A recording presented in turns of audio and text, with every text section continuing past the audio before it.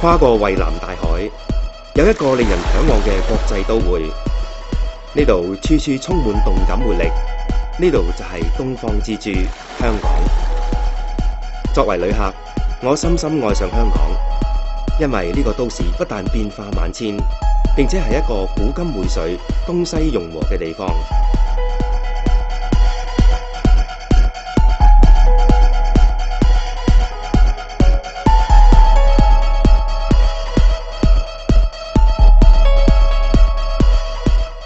香港嘅高科技通訊系統，將佢同世界各地嘅商務同埋社交網絡連接一齊，令佢成為區內嘅主要金融中心。旅客可以乘搭超過80家航空公司嘅航班往來香港，貨物亦可以經貨櫃碼頭送達全球。香港嘅陸路、海路同鐵路運輸網路都非常發達，只係需要幾分鐘就可以通過邊境口岸進入內地。香港一個有700萬人口嘅都市，擁有全亞洲最完善嘅運輸系統及世界級嘅酒店，包括全球海拔最高嘅酒店。由呢度可以俯瞰整個香港，令人驚嘆嘅景色一覽無遺。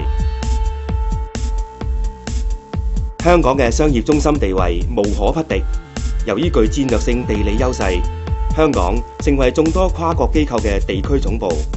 憑藉優質管理人才同企業家精神，香港促進咗製造業喺中國內地嘅蓬勃發展。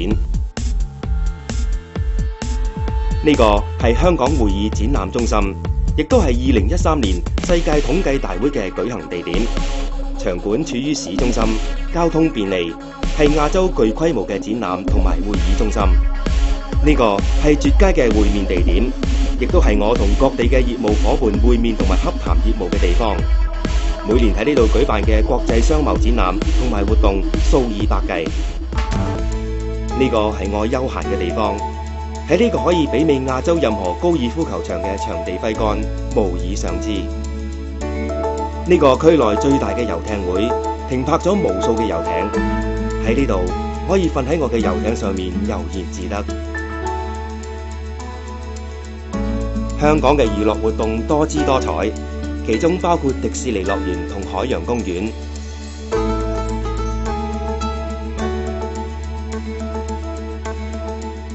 仲有極受歡迎嘅7人欖球賽。世界各地嘅球迷都蜂擁而至，盡情沉醉喺啤酒同埋狂歡之中。眾多嘅體育活動當中，我最中意嘅就係快活谷同埋沙田馬場嘅賽馬。無論係百萬富豪，抑或係普羅市民，都可以喺呢度聚首一堂，投注博彩一番。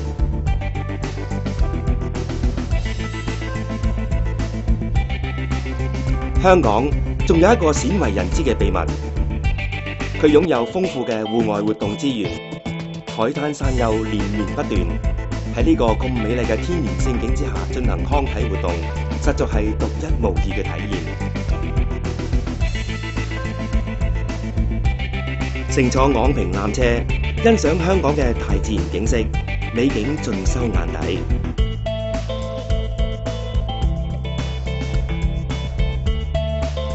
欣賞過寶蓮寺大佛之後，仲可以同大澳漁村嘅居民寒暄一番。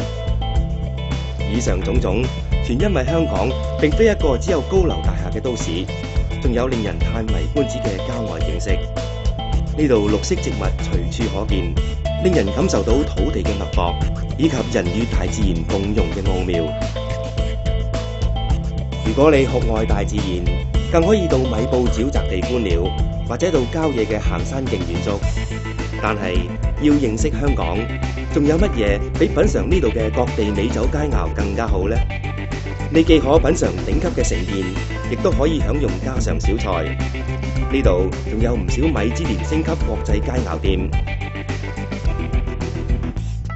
由烤乳豬、中式點心到各種新鮮海產，可謂各具特色。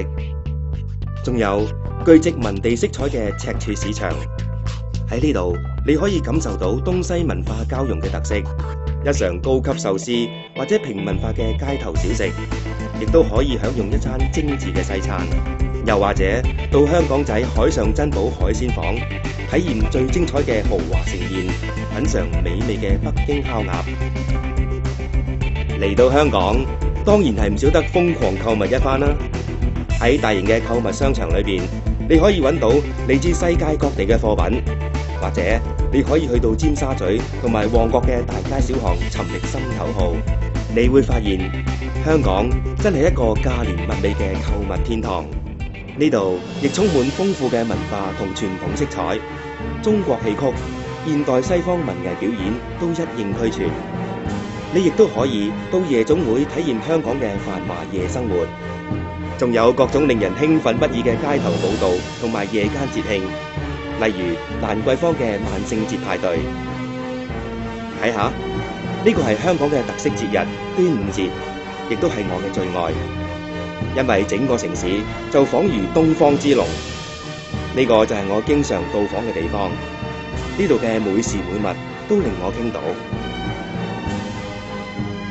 誠邀你哋到嚟，親身體驗呢個不凡嘅亞洲國際都會——香港。